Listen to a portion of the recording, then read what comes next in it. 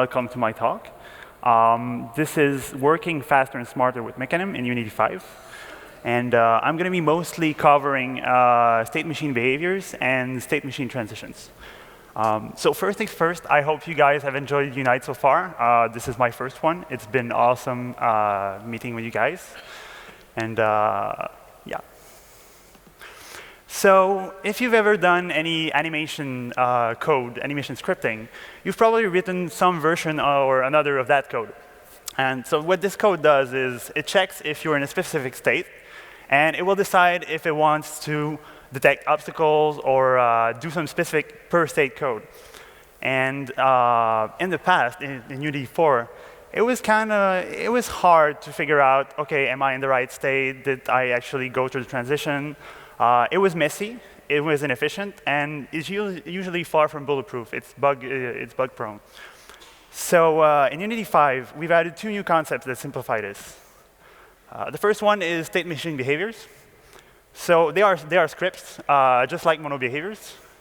But instead of being attached to a game object, they're attached to a state. And yeah, and also they define a list of callbacks that are going to be called at specific moments when your state is played. So those callbacks are onState enter, onState update, onState exit, and onState move, and onState IK. So update, move, and IK are actually direct remaps of mono behavior update, mono behavior onState move, and mono behavior on animator move, and mono behavior on animator IK. As for the enter and exit, it's basically two callbacks that are called only once per state, enter when you enter and exit when you exit. So if you want to add a state machine behavior to a state, all you have to do is you have to click the add behavior here, the add behavior button in your state inspector. And what it's going to do is it's going to create a new script in your assets folder, the same way, exactly the same way as in the mono behaviors. Also, state machine behaviors can be added to state machines. So on state machines, you have the same thing as on the states, plus you have on state machine enter and on state machine exit. The nice thing with the state machine behaviors on state machines is that you're going to get onState enter, onState exit, and onState update, and the IK and the move callbacks for every single one of your states. Which means that if you have code that has to run for all your idles or all your jumps, you can basically code it once in your state machine behavior for the whole substate machine. And you don't need to manage multiple code paths. And that brings us to the other concept, the state machine transitions. So you might have seen in Unity 5 those two new nodes pop up in your state machine view. There's the green entry node, which you can use to create a transition from into your state in your substate machine, and the red exit node that you can use to create transitions from your states in your state machine. So, OK, but what does that do?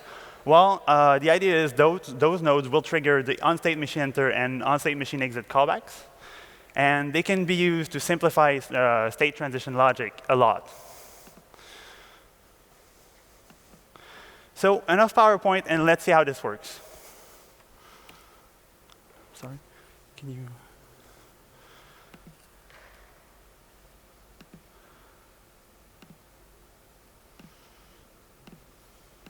Windows.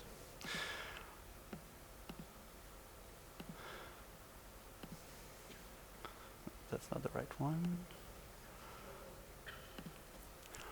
So here I've got a quick demo that I did. And in this demo, the character is running forward.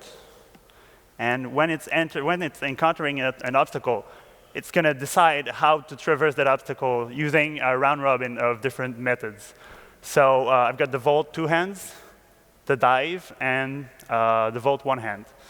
So each of those states actually has some specific methods that it has to call so that they work properly. So in the controller, what that looks like is I've got my run state, and I've got a bunch of transitions that are going inside my state machine, like this. And for example, for the vault, I've got this specific case where I want to do a pre-run pass before I start the dive, because the dive is way shorter than the rest. So I need to make sure that I'm actually at the right distance before I vault. So as you can see, there's a bunch of transitions that are actually entering your state machine, and they come from the outside. And we'd like, as much as possible, for the state machine to stay self-contained so that we can take it and we can reuse it in other controllers.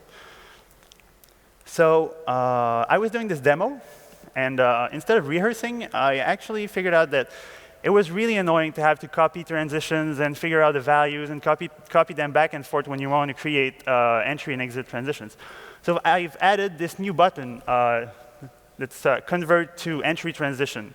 And basically what it does is it's going to replace this transition here by an entry transition into the pre-run.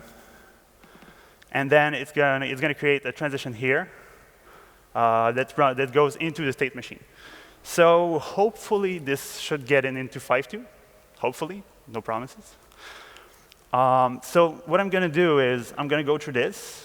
I'm going to replace this with a transition here. This one too.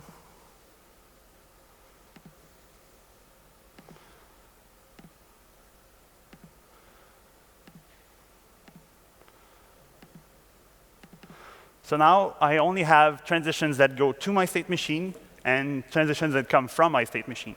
So all of those here are actually from run to obstacle. And all of those here are from obstacle to run. Now, the nice thing is, every single parameter that was in the transition I replaced is actually here, and it's kept the same. So this means that if I've got really specific parameters that I want for my transition into state A, state B, or state C, I can keep them just by using the button.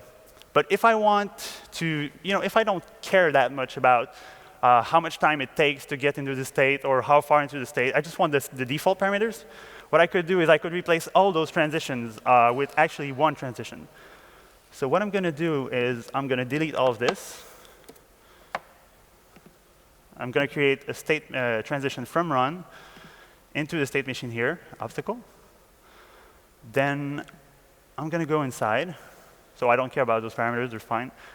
Then, so here, one thing you can do is you can select which state you want to preview with. So right now, it is previewing run to pre-run, which is not really interesting. But we can also preview run to vault. And so this way, let's say you have only one transition, you can preview your settings that you put here with any of them and tweak them. So unless you want to keep multiple transitions where you can actually tweak them one by one, if you just want to simplify your stuff, you just make one transition here. And then what I'm going to do is I'm going to add a condition. I'm going to say, OK, I hit an obstacle. I want to go in the obstacle state machine. And then here, I don't care about all the exit transitions. All I want is one. Because no matter what, when I go from, when I'm done with my obstacle, I just want to go back to run. So there's no condition, and it's fine. Now, if you look at it here, if I play, it should work.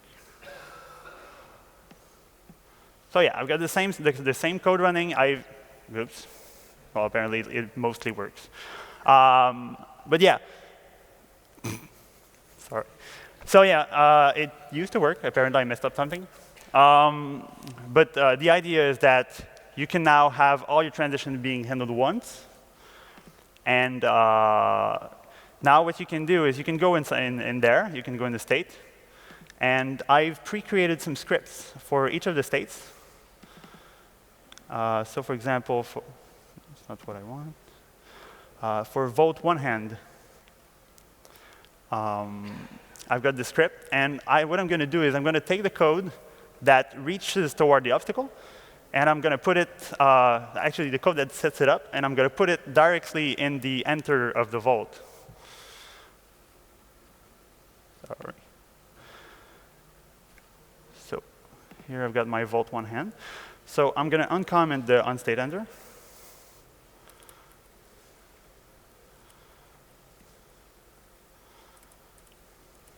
Then I'm going to go in my character state machine, of which you've seen the code earlier. You know, that does, if you're in state run, do this. If you're in, so I'm just going to basically say, OK, I'm going to replace this here. Just going to take the code that reaches toward the obstacle, and I'm going to put it in my state. So this way, it's only called once. I don't need to check anything. When I enter the state, it's just going to get called. And I can remove this. Then I could do the same thing with this one for the two hands.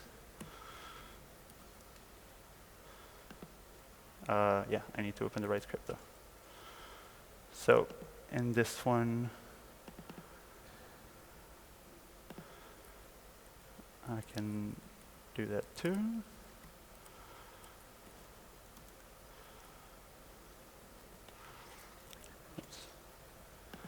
Then in the PreRun, I can check for jumps. So this for PreRun is, I'm just going to take this.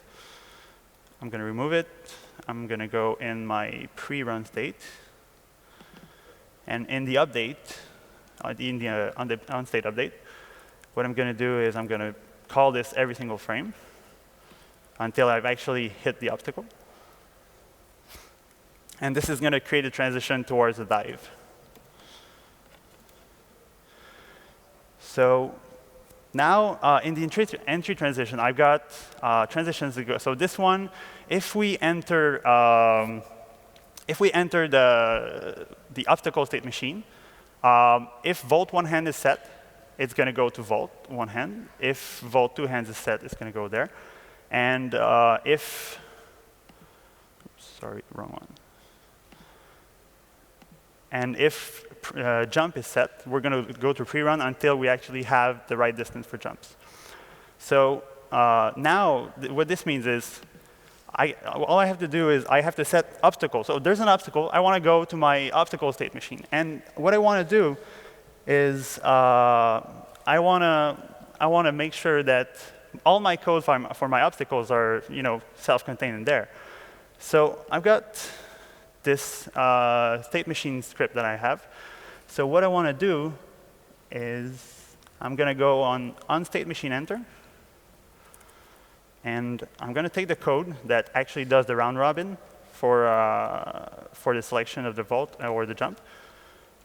And I'm going to put it there. So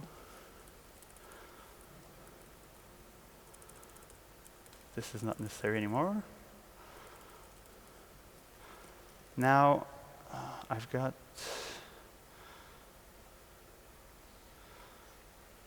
sorry, I'm actually looking for it. So this here is the random trigger I want to use. And I'm going to take this code here. And I'm going to move it to onEnter in the state machine.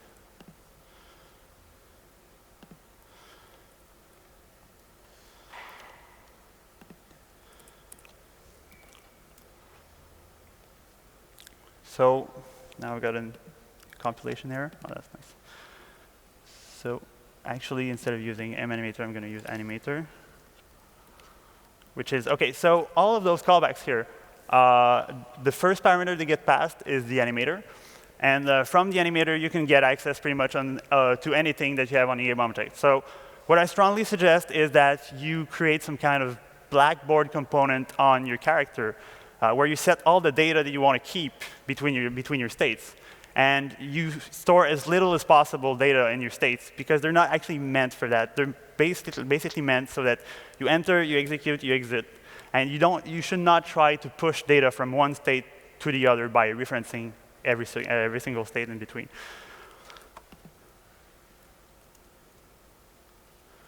Yeah.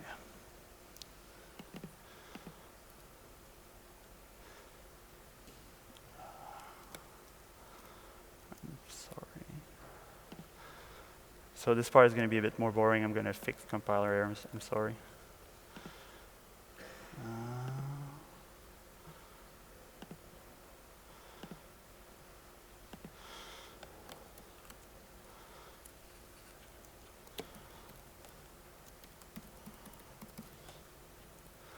what happens when you fiddle with your demo too much.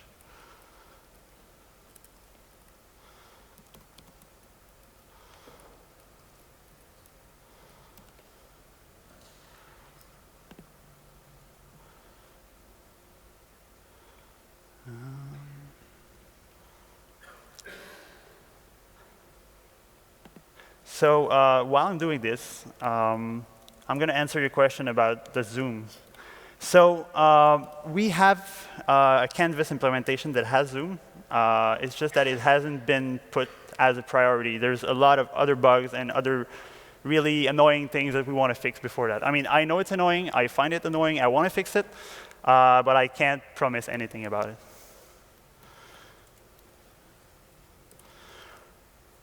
Oh, come on.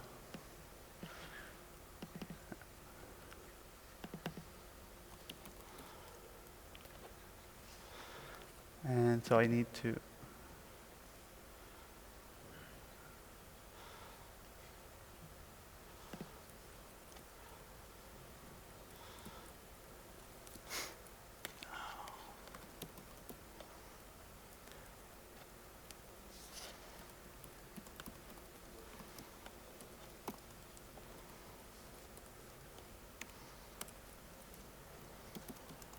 So while we're doing this, does anyone have any questions about state machine behaviors or state machines in general? Or director if you want. Anyone?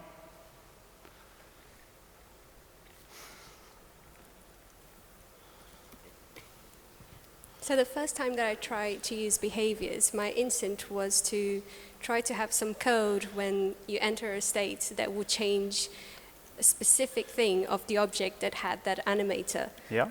However, I couldn't really figure out how to associate the animator and that game object, because when you say, I tried to put it as a public variable, but then you need to have almost like a prefab, so you can't necessarily do a game object in your scene. So how would you do that? OK, so right now, basically what you have to, you can't actually drag something from a scene and put it in a state machine behavior. The state machine behaviors don't have an actual life inside the scene. They're basically instantiated when the first animation is played on your controller, all your state machine behaviors will be instantiated. So right now in 5.1, the solution is you should probably lazy initialize the game object. Basically, first time you try to use it, you just fill a variable. You check for null, and if it's not null, you use it. As I think from 5.2, we're going to add an onStart or onAnimator Initialize or something in the state machine behavior. And you should probably do all your caching of your game objects, variables, or anything you want to fetch in the onStart. So this one's going to get called only once per state. So this means this is the best place you can use to set up your variables. Does that answer the question? More or less? OK. Well, you can come chat after. I'll be happy to answer your question. Does anybody else have a question about state machine behaviors? No? Oh.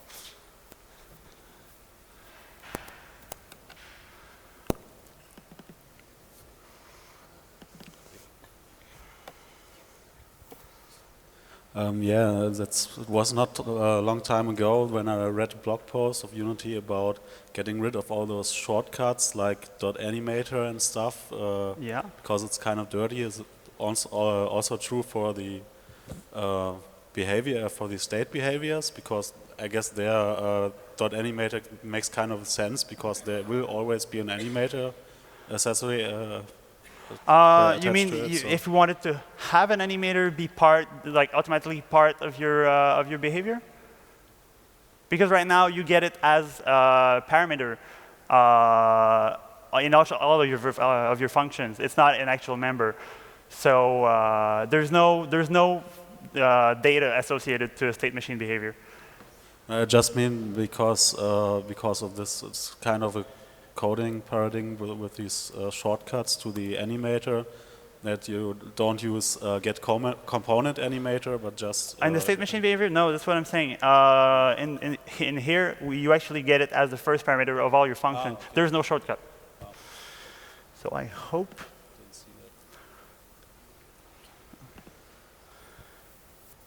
Come on. More questions, please? I'm really sorry about that. Any other questions? Any questions about director, maybe? Anybody interested about director? No? Oh, that's sad. So what, sorry? So, OK. So you know what? So take me at my word that it's going to do the same thing. I'm tired of fixing compiler errors. You can do the exact same thing with entry transitions. And the nice thing is, you basically get your code to run once. You don't have to check any bools. You don't have to reset any bools. You don't have to, it's basically taking all the pain out of managing states. You don't need to have your own state machine that most of the time fits with your animation state machine, but not quite, and it's causing bugs. So none of that anymore. For director, OK, so right now, director is a feature that was used as the base for the blacksmith demo. We had a first version, let's say version at 0.1, 0.2. The first implementation was a bit iffy. It was not production worthy. So what we did is we went back. We restarted, and that's what the Playable API is.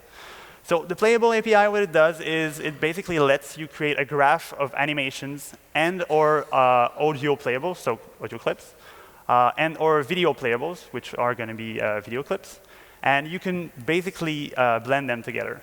So right now in 5.1, the only thing that's supported for now, the alpha version, is animations.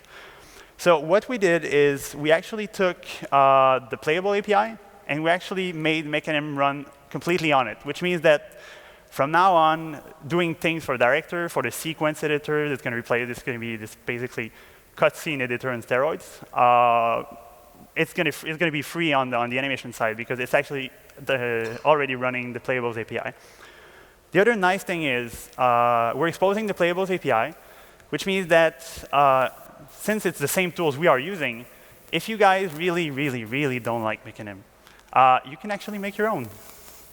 And the other thing that we've added that's pretty neat is that not only you can blend animations, you can blend animation poses, you can blend, you could add mixers, you could add layer mixers, but also we added an Animator Controller playable that should be coming out in 5.2. And so what this does is, let's say you're on your character, play your main controller, and you're doing DLC for your game. And you want to be able to dynamically add some animations to your game, and it's kind of hard. You know, you have to add a new controller and redo everything, and it's really bad right now. So what you can do now is you can basically all the time play your main controller on a playable, and basically you could walk up to a chair, discover the chair, and the chair will tell you, this is my Animator Controller. This is how you're supposed to interact with me. So you have your sit animation, your sitting animation, then your standing up animation. And so what you're going to do is you're going to take your controller, you're going to mix it with the new controller. You're going to set the weight 100% to your new controller. You play your animations. You could put any animation you want in there. So you could have animations for your character. If you're using humanoid, you can have animations for any of your characters, no matter their rig. And then when you're done, you basically blend back to 100% to your main controller.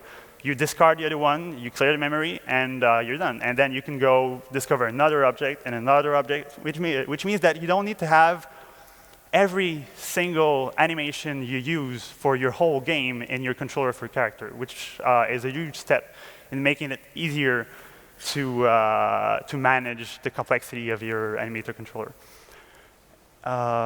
I am running short, too. So anybody else has questions? Mecanim, state machine behaviors, director. Don't be shy. Nobody? I mean, you were a bunch to come ask me questions earlier.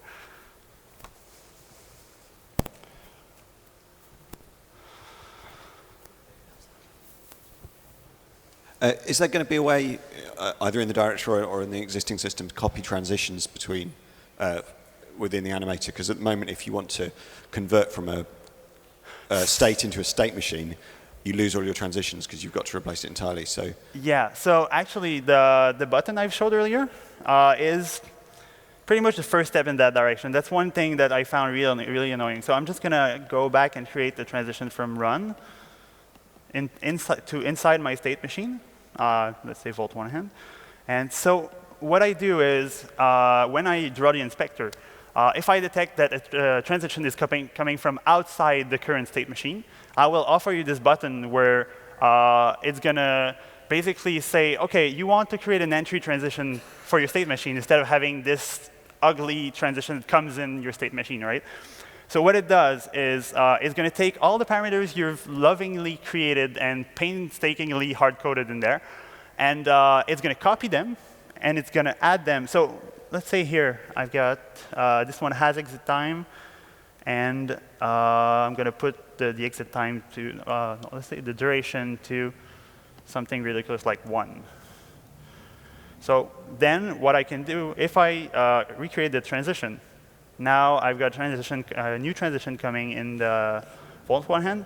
So though the entry transitions don't have any parameters, because the way it works in Mecanim is all the parameters, all the transitions are owned by the states that are going towards another state, and not in the state that the transition is going to. So this means that if I go up, the transition here to obstacle actually, wait, oops. Oh yeah, that one, awesome. So I was afraid. So yeah, here I have the same parameters that I had in my original transition. So now the whole point of this button was actually, I was thinking of doing the demo for you guys, and I was like, man, this is really long and boring. So I just, instead of rehearsing, which is why it messed up, I actually added this button, and I'm pretty confident I should be able to put it in 5.2. This is basically the first step into copying transitions nicely. There's some ways of copying transitions, but there's no way of actually taking a transition and moving it to something else. But since I've done this, it should be pretty simple to make other copy and other quality of life improvements to the animator. I have 3 minutes left. Anybody has questions? Oh. Here and there.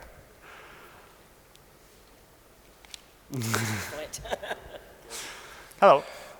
You give me the idea that you can blend to anything. Is it also possible to blend to stuff outside of the animator, stuff like physics or ragdoll? Yes. It's a bit more complicated, obviously. No free lunch. But basically, you can create your own script playables, and you can do pretty much whatever you want in there. So you could take all the positions from physics and probably create an animation pose. That part might require some more work. OK. Yeah, so that part might require a bit more work, but that's the whole goal. We want you to be able to blend whatever with whatever, as long as it's an animation, or it affects transforms. Also, one thing that's really nice is it's not because you are blending one controller that you have to blend with a controller. You can blend with clip if you want. So basically, all the people who wanted the features from legacy, like PlayQ, well, now it's pretty easy to do your own. It's basically, I have this my PlayQ playable, and I'm just going to add an animation to it. And then when I want to PlayQ a new one, I'm just going to add a new input with the new clip, and I'm going to lerp between the two, and you can do that as much as you want. So it's at this point, the whole point of porting Mecanim to the Playable API was that we can offer, if we don't offer directly, we will offer you the possibility to get all the nice features you want and customize the way you play animations as much as you can. 1 minute.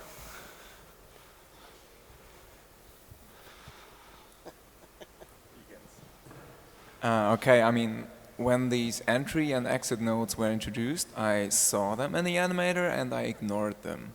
Oh. But it's pretty interesting. Are there any more resources or maybe some best practices for it? Because this is like the first time I really was shown how they are used. Yeah.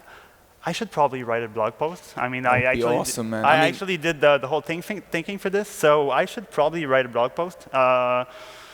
in between bugs and features and zoom and okay, everything. But yeah, it's actually a great idea. Also, so one thing that you have to take into account right now is for some reasons that I've been made aware just before leaving, if you don't go through the entry node or the exit node, state machine exit and state machine enter will not get called. So that's one thing you have to be really aware of. But the really nice thing is, when you go through an entry transition, let's say you have a trigger, and you want to use the same trigger on both sides of this transition. Well, triggers don't get reset until you actually end the frame, which means that you can reuse the same trigger here.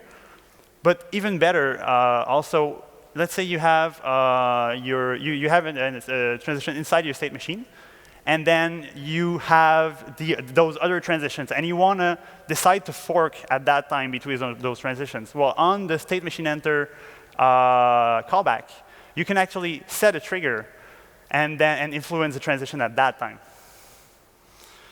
Okay, nice, thanks. So I think that's about it. It's done. So I will be standing there and then at the speaker's corner and then in the hands-on lab if you guys want to ask me questions. They are always welcome. Feedback, criticism. No swear words, please. Thank you. Have a nice rest of your night.